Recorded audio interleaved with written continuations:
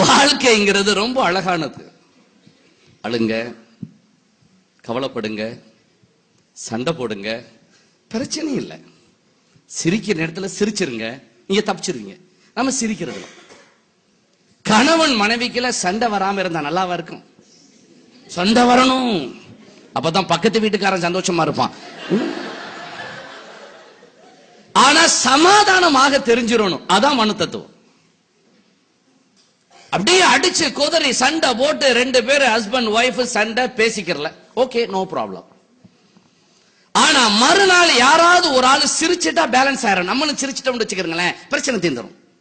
ஆனா என்ன பிரச்சனை? சிரிக்க மாட்டோம். முதல் நாள் முறைச்சிட்டு 2வது நாள் அதுல ஒருத்தர் இறங்கி வந்து அப்படி சிரிச்சா அப்படியே பார்ப்போம். நேத்து பூரா திட்டிட்டு சிரிக்கிறத பாரு, மானங்கட்ட பொழப்பா இருக்கு. அப்படியே சிரிச்சு சிரிச்சு தான் 13 வருஷத்தை ஏமாத்திருச்சு. சிரிப்பேன், செத்தாலும் சிரிக்க மாட்டேன். செத்தா எங்க நீங்க சிரிக்கிறது, நாங்கள்ல சிரிப்போம். செத்தா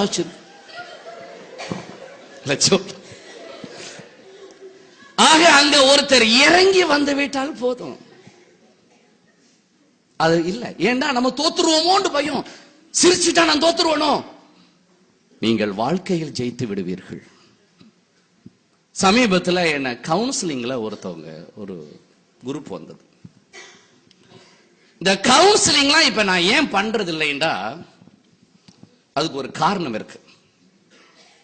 நான் இயற்கையிலேயே கொஞ்சம் சாஃப்ட் மென்மை, இப்பதான் கொஞ்சம் மாறிக்கிட்டு வர்றேன்.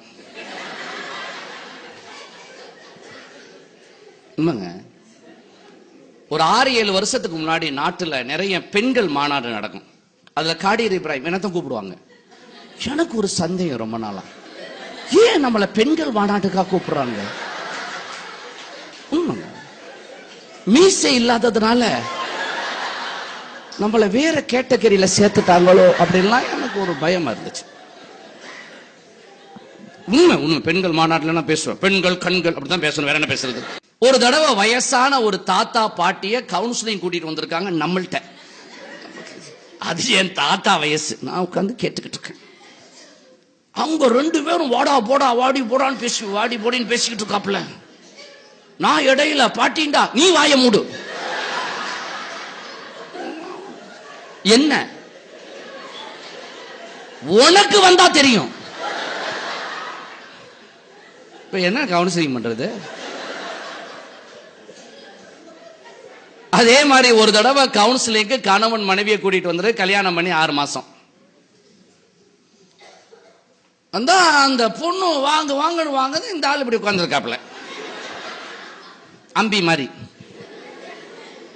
அந்த அம்மா ரெமோ மாதிரி பேசிக்கிட்டு இருக்கு. என்னட்ட வேற இடையில சேர்த்துக்கிட்டு, சார் நீங்க கேளுங்க நியாயத்தை. என்ன நியாயம்? நாங்க 6 வருஷம் கல்யாணம் காதல் பண்ணோம் சார். காதல் பண்ணி 6-7 வருஷம் காதல் பண்ணோம். இப்ப கல்யாணம் பண்ணி 1 மாசம் 1 வருஷம் கூட ஆகல.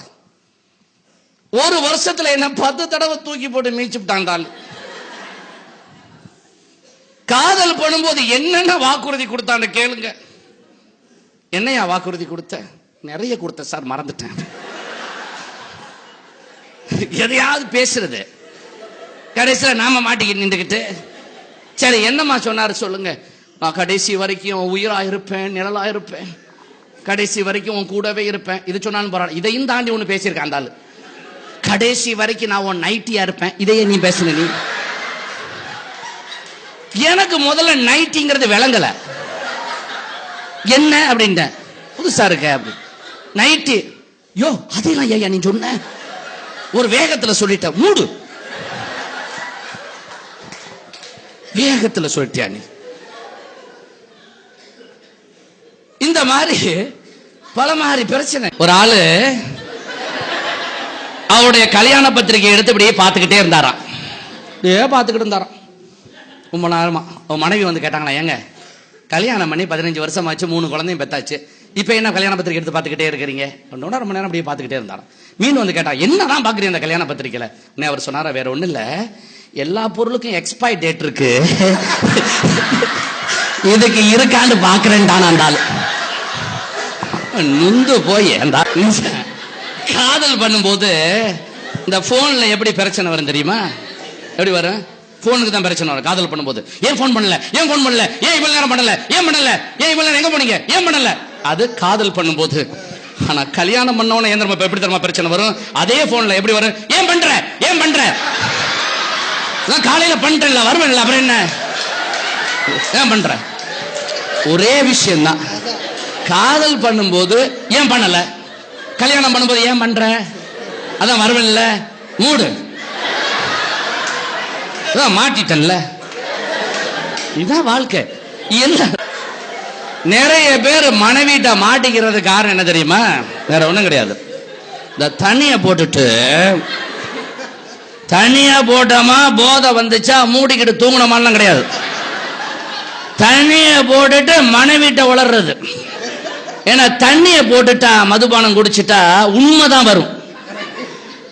மனைவிட்ட போய் பேசுறது வம்புழுக்கிறது தண்ணிய போட்டு. என்னடி நீ என்ன பெரிய ரதியா, நீ உன்னை விட எத்தனை பேரை நான் பார்த்திருக்கேன் தெரியுமா, இங்க பாரு பாரு SMS இப்ப கூட நான் ஒருத்திட்ட பேசிட்டு தான் வர்றேன் அப்படின்ட்டு அந்த வாய் தண்ணிய போட்டுட்டு உளறி அந்த அம்மா 25 வருஷமா அதை பேசிக்கிட்டு இருக்கு. ஒண்ணும் தேவையாது நமக்கு. தண்ணிய போட்டா தூங்க வேண்டியதானே இந்த ஆளு.